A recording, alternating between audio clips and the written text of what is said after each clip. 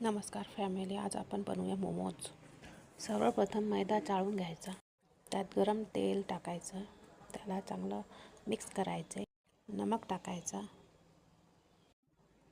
कणिक भिजवायची, पत्ताकोबी गरम पाण्यात वाफवून घ्यायचे, तेलात जिरे टाकायचे, लसूण टाकायचे, पत्ताकोबी, लाल मिर्च, हळदी, मीठ टाकायचे, पनीर टाकायचे, मिक्स करायचे, पाती बनवायची, चीज मिक्स करायचे,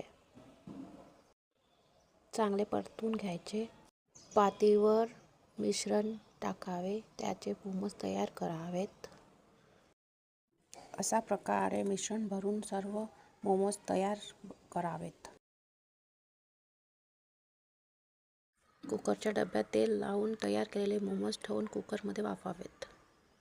मोमोज तयार। टमाटरच्या चटणीसोबत मोमोजला सर्व्ह करावे। मोमोज तयार।